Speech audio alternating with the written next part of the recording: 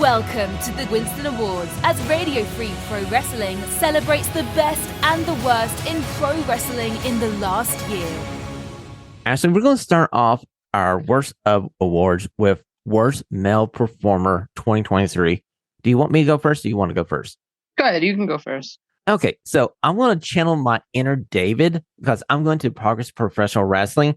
Simon Miller. He's wrestled a few matches inside that promotion. Normally, he's the host of every chapter of Progress Wrestling in the last year or so. He's good on YouTube. I like his show. He's good at reviewing, but I just can't stand him in a wrestling ring or hosting a wrestling event. I'm sorry. I think it's tough to cross over like that, too. So who is your choice for Worst Male Wrestler? This is rough, and I don't like doing this. I went with a big name, though. And I went with somebody who, for his name, the in-ring stuff hasn't been bad, but the booking has been very strange. And I know that he at least has a part in it. And that's Chris Jericho. Like I said, the in-ring stuff isn't bad. I don't think he's like the worst performer I've seen, but like some really weird and wonky booking decisions for like one of the top names in AEW. And like, I don't feel like it should be that hard to book somebody like Chris Jericho. You know, he's really had a off 2023. I mean, he was coming off of a really hot 2022, but 2023, I feel like he couldn't decide which version of Chris Jericho he wanted to be. Do you want to be a heel Chris Jericho? Do you want to be the Painmaker Chris Jericho? Do you want to be the Lionheart Chris Jericho? Yeah, and it's kind of been all over the place, and like it's like really weird pairings and stuff. Like the I don't know if the stuff with Kenny Omega is really gonna do anything or go anywhere. I like Chris Jericho better as a heel anyway, and seeing him like kind of go this babyface route that I don't feel is really panning out right now is kind of putting me off. You know, it's a fair point, and maybe it's just bad timing, and everybody's due a bad year, and we can overlook a bad year by Chris Jericho because the dude has a catalog of 5-star matches. Yeah, absolutely. Like I said, like the in-ring stuff isn't really my concern. It's more of like this weird character, and like I felt like we would have had more development from like the JAS breaking up and kind of like his ego project falling apart, but I don't know, it didn't really do anything or change anything. So true. Okay, so let's flip the coin. We're going over to Worst Female Performer 2023. Once again, I want to channel my inner David because I can guess his pick already because this lady came back in 2023. She's in the WWE and she's on Monday Night Raw. And I had to sit there for like 3 weeks in a row and watch her just lay waste, lady after lady after lady, as Nia Jax somehow got back to this company and they decided we need to rebuild Nia Jax. Hopefully, coming up here in about a week till we get to Monday Night Raw Day 1, Becky Lynch is going to destroy her. But she's my worst wrestler of 2023 female. Fair enough. I remember some of those awful clips from, what was it, Io Sky that she fought a few years ago? Oh my God, that was brutal. Ashlee, who's your choice? All right. Again, tough. I went with names again that I don't feel like the in-ring was the worst part of it. It's more of the character and the booking that I'm not the hugest on. And that's Saraya. And it's kind of unfortunate because she has this big comeback and I'm so happy for her for that. But the weird Outcast versus original storyline that sort of just fizzled out when Jamie Hayter got hurt kind of left everybody kind of in limbo. We got like the really weird kind of like breakup of the Outcast, Saraya kind of being kind of pushed to the back with the emergence of Toni Storm. Her weird title reign, like which should have been like a really great thing, like her coming back from her injury, winning it in her home country. But she has the title a month. She doesn't, I don't even think, defend it one time until she loses it to Hikaru Shida. Just some really weird choices that didn't do anything for her or anyone else in the division. Ashlee, it's a good choice. I mean, she's had such a insane 2023. I remember her making her debut at Arthur Ashe Stadium. The crowd loved her. They were wanting to cheer they wanted to cheer Saraya. And they took her down this hill road and this spun around. Oh, hi, you're going to London, literally like 30 minutes away from where she lives. And still a hill, but hey, at all in, she's a face. She wins the title. I think, okay, we're going to kickstart this face run for Saraya. It's going to be all systems go. Oh, no, it wasn't. No. We had a month title reign, and now she's lucky to get promo time or a match. Yeah, I don't know. Just like you said, a lot of weird calls. Like you had her as a heel, but then you wanted the big baby face moment in her hometown, which was kind of at odds with everything. Everybody was behind Sheeta at the time. I don't know. It was really weird, and I'm hoping they can kind of work it out. Seems like they got maybe something brewing between her and Ruby going forward. Maybe they can work that out into something a little better, but kind of a weird year. Well, we're going to wish her the best 2024 ever because I want to see her go out on good terms. So we're moving on to worst match of the year. And Ashlee, I'm going to AEW. You probably know this match. It's Aubrey Edwards and her tag team partners versus Jeff Jarrett, Karen Jarrett, and Jay freaking Lethal. Why did this match have to exist in 2023? No idea. There's a few matches like that this year. I get that Aubrey Edwards is very popular with AEW fans and stuff like that. It's not always a reason to put somebody in a match, though.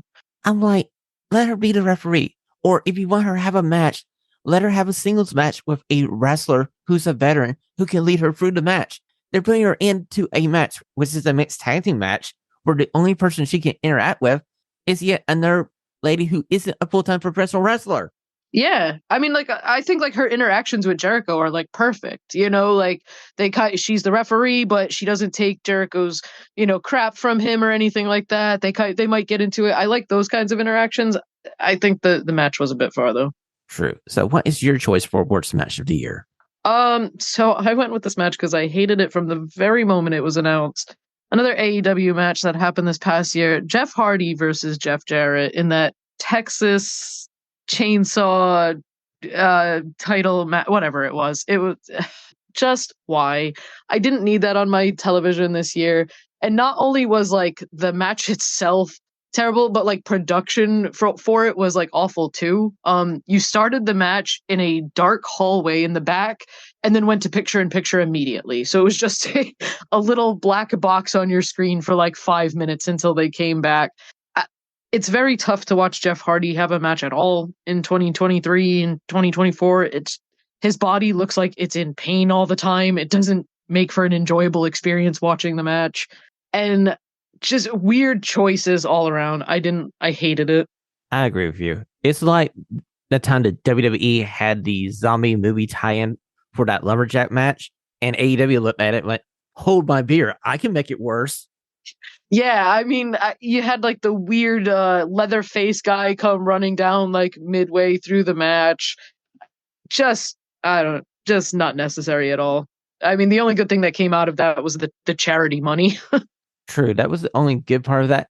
And that promotion may be okay with the fact that at Survivor Series, Ruffled Potato Chip gave you the choice to vote for who had the advantage in the women's war game match. I was like, by the time I saw that, I was like, okay, that's good promotion. Okay, cool. It's not like having a poorly dressed leather-faced guy walk down to the ring with a fake chainsaw, and they're going like, how's he supposed to interact in this match? You can't use a chainsaw as a weapon. I mean, I like goofy wrestling. I like comedy wrestling. That was just not it at all for me. Okay, so I agree with you. Good choice, Ashlee, for worst match of the year. And you know what? It's surprising. It didn't come from my worst promotion of the year. And I'm going to a promotion that I used to love and I used to pound this desk for in every year in award show. It's the National Wrestling Alliance. It's the NWA. They are the worst promotion of the year 2023. And it all stems from the fact that, oh, hi, Your Honor, Billy Corgan, on the verge of having a deal done with the CW, hosts this pay-per-view where they decide, oh, we need to do a cocaine spot because reasons. Yeah, honestly, I'm in agreement. That was my choice as well. And a lot of the rest of the categories here revolve around NWA and that choice. It is such an unforced error too. It's like the very week that it announces you're in talks to get a television show, you decide to do this. And I don't understand why you don't reevaluate or change plans. I baffled by the decision overall. Me too. I was going like, you could, if you want to really do this spot, you could have saved this for Power. You have a weekly TV show on YouTube called Power. Put it on there, not on the pay-per-view. you never know who's going to watch this, or oh, by the way, whoever is going to tweet CW going like, you're bringing this onto the network. I'm turning the channel. Yeah. And clearly we've seen the results of that. And I feel like we're only going to see like more effects of that over the coming months. Actually, I guarantee you that we have more listeners than people using the CW app.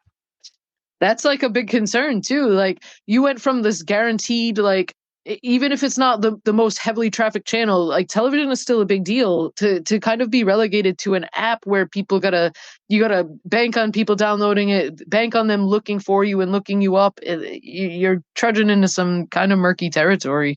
True.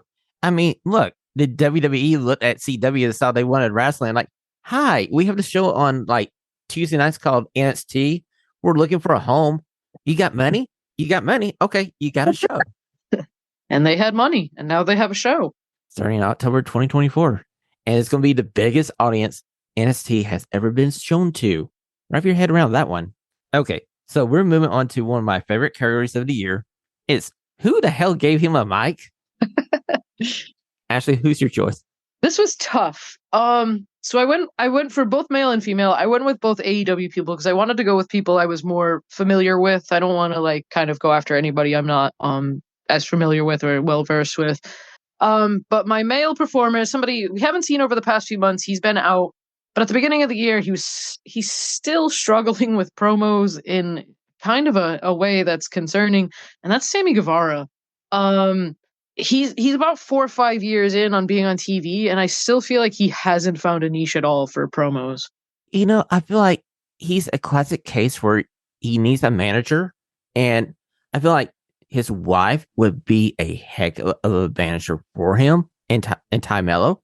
I feel like she could do all the talking and let him do the wrestling, because him in the ring is great. I love watching him in the ring. Him on a mic, I just don't know. Sometimes it doesn't click for somebody, and to me personally, that might be the case with one Sammy Guevara is the fact that it doesn't click. Yeah, no, I feel the same way. He has like a weird tone when he talks on the mic too, which is something that I think he needs to work on. And like you said, I think Tay would be like great. She's kind of got like the fieriness to her, so I think her being on the mic while Sammy does like all the high flying action in the ring could work. But I agree, in-ring work is stellar, but the mic stuff, especially after so long of being on TV and kind of like working with the names he has, like the fact that it doesn't feel like it's really improved all that much is kind of concerning. True, very true. So I'm saying AEW for my choice for who the hell gave this person a mic, and I'm going to the owner. I'm going to Tony Khan, because special announcement for this special announcement. Do you remember when he started his company? He was like, hey, I'm not going to be on TV that much. He's getting close to that Dixie Carter line where he's getting ready to cross the line into, oh, please, my God, don't show him on TV. Yeah, no, definitely understandable. He definitely makes some choices, that's for sure. Okay, besides the fact that he loves to make announcements about announcements, it's just he's so uncomfortable. It makes me uncomfortable watching him on TV. Listen, all I want to tell him is like, it's okay to blink. Like you can blink when you're on TV. It's possible. True. And no, there's no way on this planet you can make me do a staring contest with Tony Khan. No, thank you. He would win every time. Okay, we're flipping the coin here. We're going over to the female side. Who is the lady that makes you go, why the hell did they give her a mic? Okay. So again, like I said, AEW, I wanted to go with somebody I was more familiar with. And this is somebody who, in ring, fantastic year. I think she's killing it and having herself a breakout year. But promos definitely need work, and that's Sky Blue. She's so very soft-spoken, and it doesn't feel like there's any tone or emotion when she speaks. But I feel like maybe doing like this character might be the right direction for her. And I'd like to see how it plays out and how she works with it. But she doesn't really have much like power behind her voice at all, and it's almost like tough to hear her, like literally when she cuts a promo. Okay, so she's my choice as well for who the hell gave her a mic. Now I'm going to go and say this: A, I want to chop up to her being young. B, working in AEW and them not knowing exactly what they want to do with her. If they want her to be the fun, cute baby face, or they want to let her join the House of Black like they're doing now. So hopefully in 2024, she's going to team up with Julia Hart and be around Tommy Ann, Brody King, Buddy Murphy, and those guys are good on a mic. Yeah, absolutely. Like I said, maybe finding more of a character for her to get into could help her with the promos and stuff. But the weird kind of like baby face promos where like you can barely hear her and she's kind of just like, yeah, I'm gonna win the match, and it's not like engaging, I'll say, at all. If we could go back in time and start this over, this push of Sky Blue, what I would have done was have like Tony Schiavone or JR be there, have a heel come out as she's about to start the promo and cut her off. Then you have the match, and all she says is she accepts the match. They have a match. Her in-ring is getting better match after match. Let her in-ring work talk for her. The fans gonna get by her because A, she's cute, she can wrestle, and work with her on her promos, and then let her have the mic by herself. Yeah. Yeah. I think, like you said, I think they should do this, make this move by putting her in the House of Black and letting her work with them. If they can do half of what they've done with Julia Hart and helping her, Sky Blue will be killing it in 2024. Exactly. I feel like hey, you just need to keep these three guys in AEW so they can help the females with their promos and their in-rings working. Because Julia Hart, look at Julia Hart. You already get one prime example of success. Yeah. She's having a hell of a year. And like you said, like the in-ring stuff for Sky Blue, she's great. She's absolutely stepped up the game. She just got to work on this, and I think she'll be good to go. Well, Ashlee, we're bringing the show to a close here because we're down to our final. Well, take it back. I got 2 awards left. My bad. Okay, second to the last award is what the hell did I just watch? Ashlee, what the hell did you just watch? Again, we're going to talk about it because now we can talk about the segment in its entirety. This James Mitchell segment. What the hell? Yes, it's my choice as well for what the hell did I just watch? Okay, ladies and gentlemen, it's at a NWA pay-per-view. They're in around New Orleans, Louisiana. You have, if I remember right, there are 2 announcers calling a match. They flip it to the backstage segment where James Mitchell is surrounded by a cast of characters from a B-rate horror movie, and they're doing cocaine as the announcers are trying to call what they see.